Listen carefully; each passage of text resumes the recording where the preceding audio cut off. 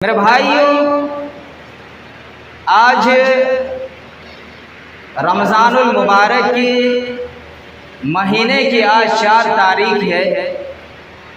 3 روزے ہم نے اور آپ نے مکمل کر لیے ہیں۔ انشاءاللہ تعالی آج 4 روزے بھی مکمل ہو جائیں گے۔ سب سے پہلے اللہ رب العالمین سے دعا گو ہوں کہ اللہ تبارک و تعالی ہمیں اس رمضان المبارک کے مہینے کے پورے روزے رکھنے کی توفیق عطا فرما۔ جو 2-3 روزے جو ہم نے اور آپ نے رکھ چکے ہیں، اللہ رب العالمین ہمارے ان روزوں کو تو قبول فرما لے۔ میرے بھائیوں، روزہ یہ اسلام کے ارکان میں سے ایک رکن ہے۔ اسلام کے جو 5 ارکان ہوتے ہیں ان میں سے ایک روزہ بھی ہے۔ اللہ کے نبی صلی اللہ علیہ وسلم فرماتے ہیں، بنی الاسلام علی 5 شہادت ان لا الہ الا اللہ۔ اسلام کی بنیاد جو ہے وہ 5 چیزوں پر قائم ہے، اور ہمیں ان 5 چیزوں پر ایمان لانا ہوگا، اس کے مطابق ہمیں عمل کرنا ہوگا، تب جا کر کے ہم اور آپ ایک پکے سچے مومن بن سکتے ہیں۔ تو اسلام کے بنیادی جو رکن ہیں، جو ارکان ہیں، ان میں سے ایک رکن کیا ہے؟ رمضان المبارک کے روزے رکھنا۔ اللہ کے نبی فرماتے ہیں، بنی الاسلام علی 5 شہادت ان لا الہ الا اللہ۔ پہلی چیز لا الہ الا اللہ کی گواہی دینا، اور محمد صلی اللہ علیہ وسلم اللہ تبارک و تعالی کی طرف سے بھیجے گئے رسول ہیں۔ دوسرا وَإِقَامِ الصَّلَاةِ، نماز کو پڑھنا۔ یہ اسلام کی بنیادی ارکان میں سے کیا ہے؟ دوسرا نماز پڑھنا۔ تیسری چیز وَإِيتَاءِ الزَّكَاةِ، اللہ تبارک و تعالیٰ نے ہمیں جو مال و دولت دیا ہے اس میں سے زکوٰۃ ادا کرنا۔ اور چوتھی چیز کیا ہے؟ وَصَوْمُ رمضان، رمضان المبارک کے روزے رکھنا۔ 5واں کیا ہے؟ اگر اللہ تبارک و تعالیٰ نے استطاعت دیا ہے تو زندگی بھر میں کم سے کم 1 مرتبہ خانہ کعبہ کا طواف کرنا، حج کرنا۔ تو یہ اسلام کے بنیادی ارکانوں میں سے ایک رکن ہے کہ روزہ رکھنا۔ اللہ رب العالمین نے ہم تمام مسلمان مرد، عورت، عاقل، بالغ پر رمضان المبارک کے روزے فرض قرار دیے۔ جو شخص رمضان المبارک کا مہینہ پانے کے بعد رمضان المبارک کے روزے نہیں رکھتے ہیں، ایسے لوگوں پر اللہ رب العالمین کی لعنت ہوتی ہے۔ حضرت جبرائیل علیہ السلام کہتے ہیں کہ اس شخص پر اللہ کی لعنت ہو جو رمضان المبارک کا مہینہ پاتا ہے اور اپنے آپ کی مغفرت نہ کرا سکی۔ تو اللہ کے نبی نے کہا تھا کہ آمین۔ تو گویا کہ اللہ اس کے رسول کی لعنت ہوتی ہے جو شخص رمضان المبارک کا مہینہ پاتا ہے اور اس کے روزے نہیں رکھتے ہیں۔ روزہ رکھنا تمام مسلمان مرد، عورت، عاقل، بالغ پر اللہ تبارک و تعالی نے فرض کر دیا ہے۔ اللہ رب العالمین قرآن مجید کے اندر ارشاد فرماتا ہے، یا ایھا الذین آمنوا کتب علیکم الصیام، اے ایمان والو ہم نے تمہارے اوپر رمضان المبارک کے روزے فرض کر دیے ہیں۔ اور یہ صرف ہم ہی پر فرض نہیں کیا ہے، امت محمدیہ پر ہی اللہ تبارک و تعالی نے نہیں فرض کیا ہے، بلکہ کما کتب علی الذین من قبلکم، جو تم سے پہلے لوگ تھے ان لوگوں پر بھی روزے فرض تھے۔ تو اللہ تبارک و تعالی نے ہمیں رمضان المبارک کا جو روزہ دیا ہے، ہمیں اس کا بھرپور استفادہ حاصل کرنا چاہیے، اور ہمیں پورے سال بھی روزے نہیں رکھنی ہے، بلکہ اللہ تبارک و تعالی کیا فرماتا ہے؟ ایام معدودات، بس گنے چنے چند دن ہیں، یعنی 30 دن یا پھر 29 دن ہی ہمیں روزہ رکھنی ہے۔ اس کے بعد 11واں مہینہ اگر آپ چاہیں تو رکھیں، نہیں چاہیں تو نہیں رکھیں، لیکن رمضان المبارک کے مہینے کا جو روزہ ہے وہ ہر حال میں ہمیں رکھنی ہے۔ پھر آگے اللہ تبارک و تعالی فرماتا ہے فَمَنْ كَانَ مِنْكُمْ مَرِيضًا أَوْ عَلَى سَفَرٍ، اگر تم میں سے کوئی شخص بیمار ہوتا ہے یا سفر کی حالت میں ہوتا ہے فَعِدَّةٌ مِّنْ أَيَّامٍ أُخَرَ، اگر بیماری کی وجہ سے چھوٹ جاتا ہے یا سفر کی حالت میں ہم روزے کو چھوڑ دیتے ہیں، وہ روزہ ہمارا معاف نہیں ہوتا ہے، بلکہ اللہ تبارک و تعالیٰ کیا فرماتا ہے فَعِدَّةٌ مِّنْ أَيَّامٍ أُخَرَ، اس چھوٹے ہوئے روزے کو دوسرے دنوں میں پورا کرنا ہے۔ یعنی اگر ہمارا روزہ ابھی چھوٹ جاتا ہے، آئندہ رمضان آنے سے پہلے ہمیں اس روزے کی بھرپائی کرنی ہے۔ پھر آگے فرماتا ہے وَعَلَى الَّذِينَ يُطِيقُونَهُ فِدْيَةٌ طَعَامُ مِسْكِينٍ، اگر کوئی شخص روزہ رکھنے کی طاقت نہیں رکھتا، یعنی اگر کوئی شخص ایسی بیماری میں مبتلا ہو جاتا ہے جو بیماری چھوٹنے کی گنجائش نہیں ہے، یعنی ہمیشہ بیمار رہتا ہے، یا پھر بڑھاپے کی عالم میں حد سے زیادہ بڑھاپا ہو جاتا ہے، کمزور ہو جاتے ہیں، ایسے وقت میں وہ دوسرے دنوں میں نہیں روزہ رکھ سکتے ہیں، یعنی بیماری میں مبتلا ہو جائے، جو بیماری ہماری چھوٹی نہیں ہے، بیماری ہماری چھوٹی کی تبھی تو نہ روزہ رکھیں گے، اگر بیماری چھوٹ ہی نہیں رہی ہے پھر ہم ایسی صورت میں کیا کریں؟ یا بیچارے لوگ جو بوڑھے ہو چکے ہیں ان کی جوانی تو دوبارہ واپس آئے گی نہیں، تو پھر ان کے لیے کیا کرنا ہے؟ اللہ تبارک و تعالیٰ نے ان کے لیے راستہ بتایا ہے کہ وہ ایک مسکین کو کھانا دیا کریں، ایک مسکین کو کھانا کھلائیں۔ تفسیر کے اندر یہ واضح نہیں ہے کہ کتنا کھلانا ہے، کب کب کھلانا ہے، بس صرف اتنا ہے کہ ایک مسکین کو کھانا کھلانا ہے ہر ایک روزے کے بدلے۔ لیکن علامہ امام ابن باز نے نقل کیا ہے، لکھتے ہیں کہ ہر روزے دار کے عوض یعنی ہر دن کے بدلے تمہیں ایک مسکین کو کھانا کھلانا ہے یا پھر اتنا اناج دینا ہے، غلہ دینا ہے۔ کتنا دینا ہے؟ علامہ امام ابن باز لکھتے ہیں نصف ساع کھجور یا نصف ساع چاول۔ نصف ساع کتنا ہوتا ہے؟ ایک ساع 2.5 کلو کا ہوتا ہے، اور نصف ساع 1.25 کلو کا، 2.5 کلو کا آدھا 1.25 کلو، تو 1.25 کلو یا 1.5 کلو کے حساب سے آپ مسکین کو دے سکتے ہیں یا کھانا کھلا سکتے ہیں جو شخص روزہ رکھنے کی طاقت نہیں رکھتا ہو، ورنہ بہتر ہے کہ وہ روزہ رکھنے کی کوشش کریں۔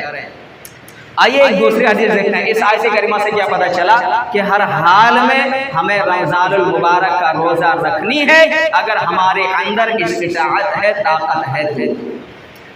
رمضان المبارک کی فضیلت کے تعلق سے ایک حدیث ہے، ترمذی کی روایت ہے، ابو ہریرہ رضی اللہ عنہ سے مروی ہے، کہتے ہیں کہ نبی کریم صلی اللہ علیہ وسلم نے فرمایا اذا كان اول لیلۃ فی شہر رمضان، جب رمضان المبارک کی پہلی رات ہوتی ہے، یعنی جب ہم اور آپ چاند دیکھ لیتے ہیں، یعنی سوموار ہی کو جو چاند دیکھ چکے ہیں، جب چاند دیکھ لیتے ہیں اسی وقت سے رمضان المبارک کی رات شروع ہو جاتی ہے۔ تو اللہ کے نبی فرماتے ہیں جب رمضان المبارک کی پہلی رات ہوتی ہے صفدت الشیاطین، تو اللہ تبارک و تعالی شیطانوں کو جکڑ دیتا ہے، باندھ دیتا ہے، ومردت الجن، اور شرکس جنوں کو بھی اللہ تبارک و تعالی جکڑ دیتا، باندھ دیتا ہے۔ یہاں ایک سوال پیدا ہوتا ہے کہ جب آخر اللہ تبارک و تعالی رمضان المبارک کے مہینے میں جب شیطان کو جکڑ دیتا ہے، شرکس جنوں کو جکڑ دیتا ہے، پھر بہت سارے لوگ ایسے ہوتے ہیں جو روزہ نہیں رکھتے ہیں، نماز نہیں پڑھتے ہیں، آخر ان کے دلوں پر کیوں نہیں اثر ہو رہا ہے؟ شیطان ان کو ابھی بھی کیوں بہکا رہے ہیں؟ تو اللہ کے نبی صلی اللہ علیہ وسلم ایک دوسری حدیث کے اندر ارشاد فرماتے ہیں کہ اللہ تبارک و تعالی مردود شرکس جنوں کو اور شیاطینوں کو جکڑتا ہے، اور جو چھوٹے چھوٹے قسم کے جو جن ہوتے ہیں، جو شرکس جو چھوٹے چھوٹے شیطان ہوتے ہیں، اللہ رب العالمین ان کو بند نہیں کرتا۔ اللہ کے نبی فرماتے ہیں کہ شیطان انسان کے رگوں میں خون دوڑنے کی طرح دوڑتا ہے، یعنی جس طریقے سے ہمارے جسم کے اندر خون دوڑتا ہے اسی طریقے سے شیطان ہمارے جسموں کے اندر بھی دوڑتا ہے۔ اور ایک چیز یہ بھی ہوتا ہے کہ اگر ایک انسان پورا سال بھر نماز نہیں پڑھتا، پورا سال بھر میں کبھی روزے رکھنے کی توفیق نہیں ہوتی، اور جب اچانک اگر اللہ رب العالمین شیطانوں کو بند کرتا ہے، جکڑ دیتا ہے، تو فوراً اس کے دل پر اثر نہیں ہوتا. یعنی 11 مہینے وہ نماز نہیں پڑھے، روزہ نہیں رکھے، کبھی دعا وغیرہ نہیں کیا، تو اس کے دلوں پر جنگ لگ جاتا ہے، جس کی وجہ سے فوراً اس کے دل پر اثر نہیں ہوتا. پھر آگے اللہ کے نبی صلی اللہ علیہ وسلم فرماتے ہیں وَغُلِّقَتْ أَبْوَابُ النَّارِ، اس مہینے کے اندر اللہ رب العالمین جہنم کے سارے دروازوں کو بند کر دیتا ہے. وَلَمْ يُفْتَحْ مِنْهَا بَابٌ، ایک بھی دروازہ کھلا نہیں رہتا. اس جہنم کے اس رمضان مبارک کے مہینے کے اندر اللہ رب العالمین جہنم کے سارے دروازے بند کر دیتے ہیں، ایک بھی دروازہ کھلا نہیں رکھتا. پھر آگے اللہ کے نبی فرماتے ہیں وَفُتِحَتْ أَبْوَابُ الْجَنَّةِ، اور جنت کے سارے دروازے کھول دیتے ہیں. فَلَمْ يُغْلَقْ مِنْهَا بَابٌ، ان میں سے ایک بھی دروازہ بند نہیں رکھتا. یعنی اللہ رب العالمین اس رمضان مبارک کے مہینے میں جہنم کے سارے دروازے بند کر دیتے ہیں، ایک بھی کھلا نہیں رکھتا، اور جنت کے سارے دروازے کھول دیتے ہیں، ایک بھی دروازہ اللہ تبارک و تعالی بند نہیں کرتا. اللہ کے نبی آگے فرماتے ہیں پھر ایک پکارنے والا پکارتا ہے وَيُنَادِي مُنَادٍ، پھر ایک پکارنے والا آواز لگانے والا آواز لگاتا ہے یا باغی الخیر اقبل، اے نیکی تلاش کرنے والے، اے نیکیوں کی خواہش رکھنے والے، اے نیکیوں کے اندر زیادہ شوق رکھنے والے، اے زیادہ نماز پڑھنے والے، روزہ رکھنے والے، اقبل، آگے بڑھ، تیرا مہینہ آ گیا ہے. یعنی زیادہ سے زیادہ نیکیاں جمع کرنے کی کوشش کر لو، یہ تمہارا مہینہ آ چکا ہے. اگر ایک سال تم اور زندہ رہو گے تب جا کر کے تمہیں یہ مہینہ نصیب ہوگا. اس لیے تم نیکیوں کی زیادہ چاہت رکھتے ہو، نیکیوں کی زیادہ اچھا رکھتے ہو. اقبل، آگے بڑھو، تمہارا مہینہ آ گیا ہے. پھر پکارنے والا پکارتا ہے یا باغی الشر، اے برائی کرنے والے، اے نماز کو چھوڑنے والے، اے توبہ و استغفار نہیں کرنے والے، اے شراب پینے والے، جوا کھیلنے والے، اقصر، تو پیچھے ہٹ جا، یہ تیرا مہینہ نہیں ہے. تو اللہ تبارک و تعالیٰ نے ہمیں نیکیاں جمع کرنے کے لیے یہ مہینہ دیا ہے تاکہ کل قیامت کے دن ہماری یہ نیکیاں کام آ سکے اور اللہ تبارک و تعالیٰ اس کے عوض ہمیں جنت میں داخل کر سکے. رمضان المبارک کے روزے کی بہت زیادہ فضیلت ہے. ایک دوسری حدیث ہے، بخاری مسلم کی روایت ہے، اللہ کے نبی صلی اللہ علیہ وسلم فرماتے ہیں من صام رمضان ایمانا واحتسابا غفر له ما تقدم من ذنبه، جس نے رمضان المبارک کے مہینے کے روزے رکھے ایمان کی حالت میں اور ثواب کی نیت سے، اللہ تبارک و تعالیٰ اس کے پچھلے سبھی گناہ کو اللہ تبارک و تعالیٰ ختم کر دیتا ہے، مٹا دیتا ہے، معاف فرما دیتا ہے. ہم اور آپ رمضان مبارک کے روزے رکھ رہے ہیں، ثواب کی نیت سے رکھ رہے ہیں. ہمارا دل صاف ہونا چاہیے، ورنہ اگر ہمارے دل میں کینہ رہا، بغض رہا، حسد رہا، ہم بھوکے رہ رہے ہیں، کچھ فائدہ نہیں ہوگا.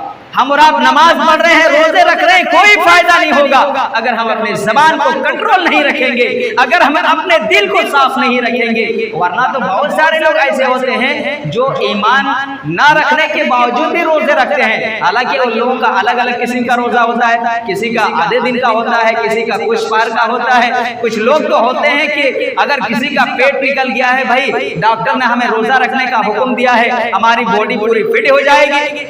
تو ایمان کی حالت میں جو شخص روزہ رکھتا ہے اور ثواب کی نیت سے روزہ رکھتا ہے، ایسے ہی لوگوں کے بارے میں اللہ کے نبی فرماتے ہیں اللہ تبارک و تعالیٰ اس کے پچھلے سبھی گناہ کو اللہ تبارک و تعالیٰ ختم کر دیتا ہے، مٹا دیتا ہے.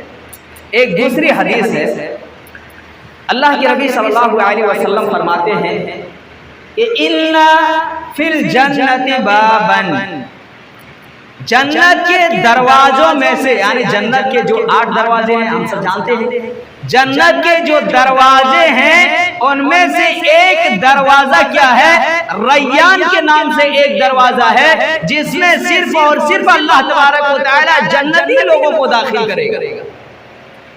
अल्लाह रब्बुल आलमीन उस दरवाजे से सिर्फ जन्नतियों को दाखिल करेगा, उसके अलावा किसी को नहीं दाखिल करेगा। अल्लाह के नबी फरमाते हैं, पुकारने वाला पुकारेगा, ऐना साइमून, कहाँ है रोजेदार? फयक़ूमूना, सारे के सारे रोजेदार खड़े हो जाएंगे और उस दरवाजे से दाखिल होंगे। उस दरवाजे से दाखिल होने के बाद अल्लाह रब्बुल आलमीन उस दरवाजे को बंद कर देगा। रोजेदार के अलावा कोई भी उस दरवाजे से दाखिल नहीं हो सकता। ये रोजेदारों की फजीलत अल्लाह के नबी सल्लल्लाहु अलैहि वसल्लम ने इस हदीस के अंदर बताया है कि एक दरवाजा ऐसा है जिससे सिर्फ रोजेदार ही दाखिल होंगे, उसके अलावा कोई नहीं दाखिल हो सकता। और मेरे भाइयों, हम और आप रमजान मुबारक के महीने में जो तरावीह पढ़ रहे हैं, इसकी भी बहुत ज्यादा फजीलत आई है कुरान और अहादीस के अंदर।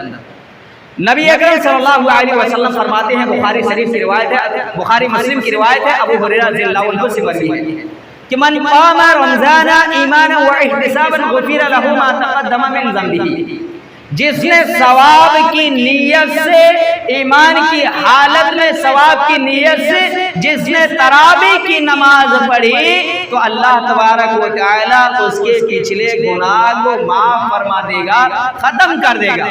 मन क़ाम रमज़ान ईमाना व इहतिसाबन गुफ़िरा लहू मा तक़द्दम मिन ज़ंबिही, जितने गुनाह के सारे गुनाह अल्लाह तबारक व तआला माफ फरमा देगा अगर एक इंसान सवाब की नियत से तरावीह की नमाज को पढ़ता है तो। लेकिन तरावीह की नमाज में कोई कैद नहीं है कि तरावीह की नमाज कितना पढ़ना है, यानी कुरान कितनी पढ़नी है, पूरा कुरान पढ़ना है, आधा कुरान पढ़ना है, ये कहीं भी चाहे हदीस की किताब आप कितनी भी टटोल करके देख लेंगे, आपको नहीं मिलेगा कि रमजान के अंदर आपको कुरान हर हाल में खत्म करनी ही करनी है। बल्कि अबू दाऊद की रिवायत है, किताब यहाँ है, चाहो तो देख सकते हैं।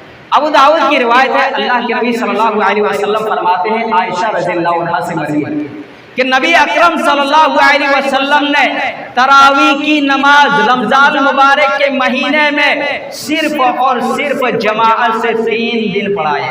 हदीस नंबर 1373 है, मिल जाएगा, जिल्द नंबर 2 है, हदीस नंबर 1373 है।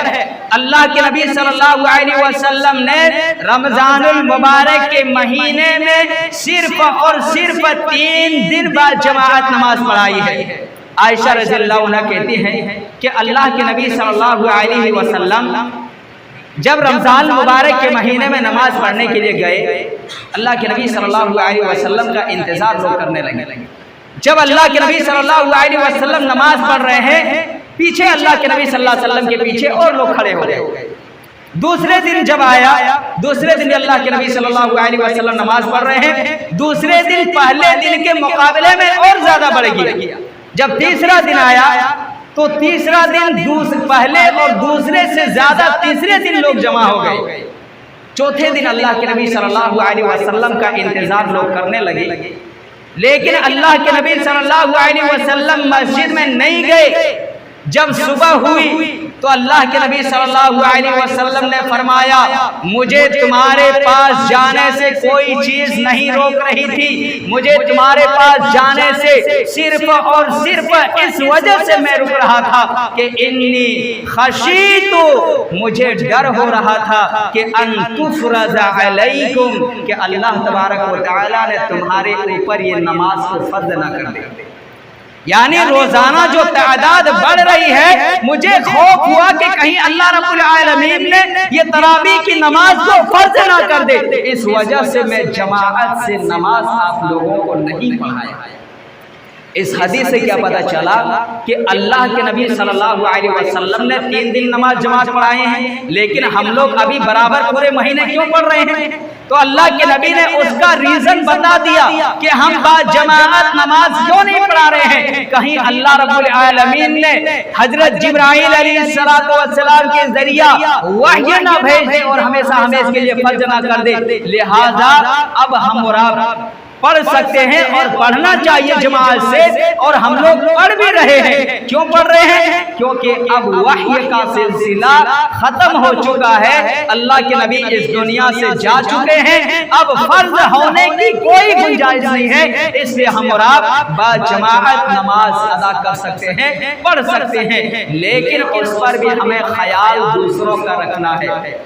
بخاری شریف کی روایت ہے، ابو مسعود رضی اللہ عنہ سے مروی ہے، ایک آدمی اللہ کے نبی صلی اللہ علیہ وسلم سے شکایت کرتے ہیں، اللہ کے نبی صلی اللہ علیہ وسلم، ایک آدمی ہے جو نماز کو بہت زیادہ لمبی کرتا ہے، جس کی وجہ سے میں نماز سے پیچھے رہ جاتا ہوں کہ اگر میں پہلے جاؤں گا فرسٹ میں کھڑا ہونا پڑے گا، اور جب تک سلام نہ پھیرے تب تک ہمیں کھڑا ہونا ہوگا، اس لیے میں کیا کرتا ہوں، میں پیچھے جاتا ہوں تاکہ ہمیں کم کھڑا رہنا پڑے۔ ابو مسعود رضی اللہ عنہ کہتے ہیں کہ جتنا غضبناک، جتنا غصہ وعظ و نصیحت کرتے ہوئے اللہ کے نبی کو اس دن دیکھا تھا، اتنا زیادہ غصہ کسی اور دن نہیں دیکھا تھا۔ اللہ کے نبی نے کہا، سنو، ان منکم منفرین، ان منکم متنفرین، کچھ لوگ ایسے ہوتے ہیں جو تمہیں عبادت سے روک دینا چاہتے ہیں، کچھ لوگ ایسے ہوتے ہیں جو عبادت سے پھیر دینا چاہتے ہیں، یعنی اگر ان کی وجہ سے تم کیا کرو، وہ لمبی لمبی نماز پڑھانے لگے تو بہت سارے لوگ ہوں گے جو نماز پڑھیں گے نہیں، بھاگ جائیں گے۔ وہی اللہ کے نبی نے فرمایا، ان منکم متنفرین، صحیح بخاری کی حدیث ہے، حدیث نمبر 702، دیکھنا چاہیں تو دیکھ سکتے ہیں، کچھ لوگ ایسے ہوں گے جو نماز سے تمہیں پھیرنا چاہتے ہیں، روک دینا چاہتے ہیں، لہذا جو لوگ یہ کہے کہ لمبی نماز پڑھاؤ، زیادہ دیر تک نماز پڑھاؤ، اس کی بات کو تم دیوار پر مار دو، پھینک دو، اس کی بات تم کبھی نہیں لینا، کیونکہ نمازی کے پیچھے یہ کس پر ہے؟ جو با جماعت نماز پڑھ رہے ہیں اور لوگوں پر ہے۔ اگر جو شخص نماز با جماعت پڑھ رہا ہوتا ہے ان کا خیال رکھنا پڑتا ہے، کیونکہ جماعت کے اندر بچے بھی ہوتے ہیں، عورتیں بھی ہوتی ہیں، بوڑھے بھی ہوتے ہیں، کمزور بھی ہوتے ہیں، بیمار لوگ ہوتے ہیں، سارے کے سارے لوگ ہوتے ہیں، اس لیے تمام لوگوں کا خیال کرتے ہوئے ہمیں سب کا خیال رکھتے ہوئے ہمیں نماز پڑھنا ہے، ورنہ اگر اکیلے آپ نماز پڑھیں، آپ صبح سے نماز پڑھیے، کوئی حرج نہیں ہے، اگر اکیلے نماز پڑھ رہے ہیں جتنا چاہیں، جتنی دو دو کر کے جتنا رکعت آپ پڑھنا چاہیں پڑھ لیں، اور پھر جتنی لمبی قرات کرنا چاہیں پڑھ لیں، لیکن اگر با جماعت نماز ہو رہی ہو، اگر جماعت کے ساتھ نماز پڑھ رہی ہو، تو اللہ کے نبی نے فرمایا کہ سب کا خیال رکھا کرو، سب کا خیال رکھا کرو، تب جا کر کے تم نماز پڑھو، ورنہ تمہاری وجہ سے بہت سارے لوگ ایسے ہوں گے جو نماز کو چھوڑ دیں گے۔ اور ایک روایت ہے، اللہ کے نبی صلی اللہ علیہ وسلم فرماتے ہیں، اِنَّا لَأَقُومُ فِي الصَّلَاةِ، نبی صلی اللہ علیہ وسلم فرماتے ہیں، یہ بھی بخاری شریف کی روایت ہے، اِنِّي لَأَقُومُ فِي الصَّلَاةِ، جب میں نماز کے لیے کھڑا ہوتا ہوں، وَأُرِيدُ أَنْ أَطَوَّلَ فِيهَا، اور میں چاہتا ہوں کہ نماز کو لمبی کروں، فَأَسْمَعُ بُكَاءَ الصَّبِيِّ، پس مجھے بچوں کے رونے کی آواز آتی ہے، جس کی وجہ سے میں اپنی نماز کو ہلکا کر دیتا ہوں، کم کر دیتا ہوں، مختصر کر دیتا ہوں، ورنہ میری تو اچھا یہ رہتی تھی، میری خواہش یہ ہوتی تھی کہ میں نماز کو لمبا کروں، زیادہ دیر تک قرات کروں، زیادہ دیر تک قیام کروں، زیادہ دیر تک رکوع سجدہ کروں، لیکن باہر سے بچے کے رونے کی آواز آتی، میرے اوپر یہ غرہ گزرتا کہ اس ماں پر کیا گزر رہی ہوگی جس کے بچے رو رہے ہیں، اس کی وجہ سے میں اپنی نماز کو ہلکا کر دیتا ہوں۔ میرے بھائیو، ان تمام قرآنی آیات سے اور تمام احادیث سے یہ پتہ چلتا ہے کہ رمضان المبارک کے روزے کی بڑی فضیلت قرآن و احادیث کے اندر آئی ہوئی ہے۔ اسی طریقے سے تراویح کی نماز کی بھی بڑی فضیلت احادیث کے اندر آئی ہوئی ہے، لیکن تراویح کی نماز میں سب کا خیال رکھتے ہوئے پڑھنا ہے۔ اگر 90 لوگ کہے مختصر نماز پڑھیں، اگر 10 لوگ کہے کہ نہیں لمبی نماز پڑھیں، لیکن پھر بھی ہمیں اگر 90 لوگ کہے کہ لمبی نماز پڑھائے اور 10 لوگ کہیں کہ مختصر نماز پڑھائیں، تو جو 10 لوگ ہوں گے جو چاہتے ہیں کہ مختصر نماز پڑھائی جائے، ان کی بات سننی چاہیے۔ کیوں سننی چاہیے؟ اگر آپ لمبی پڑھا دیں گے، جو بیچارے 10 آ رہے ہیں 90 تو آ جائیں گے، لیکن جو 10 آ رہے ہیں وہ نہیں آئیں گے۔ اس لیے باجماعت جہاں نماز ہو رہی ہے وہاں اختصار سے کام لینا ہے، سب کو ساتھ لے کر کے سب کو ساتھ لے کر کے چلنا ہے۔ بقیہ اگر آپ اکیلے نماز پڑھ رہے ہیں، گھر میں پڑھ رہے ہیں، سنت پڑھ رہے ہیں، نفل پڑھ رہے ہیں، جتنا چاہیں آپ لمبی کر سکتے ہیں۔ آخر میں اللہ تبارک و تعالی سے دعا ہے کہ ہم تمام مسلمانوں کو رمضان المبارک کے مکمل روزے رکھنے کی توفیق عطا فرما۔ ہم تمام مسلمانوں کو تراویح کی نماز باجماعت پابندی سے پڑھنے کی توفیق عطا فرما۔ ہم تمام مسلمانوں کو 5 وقتہ پکے سچے نماز کا پابند بنا۔ اس دنیا میں جو مسلمان پریشان حال ہیں ان کی پریشانی کو دور عطا فرما، جو بیمار ہیں انہیں شفاء کامل عاجل عطا فرما، جو قرض دار ہوں ان کی قرض کی ادائیگی عطا فرما، اور جب ہمارا خاتمہ ہو تو ایمان کی حالت میں ہو۔ آمین۔ وما علینا الا البلاغ۔ والسلام علیکم ورحمۃ اللہ وبرکاتہ۔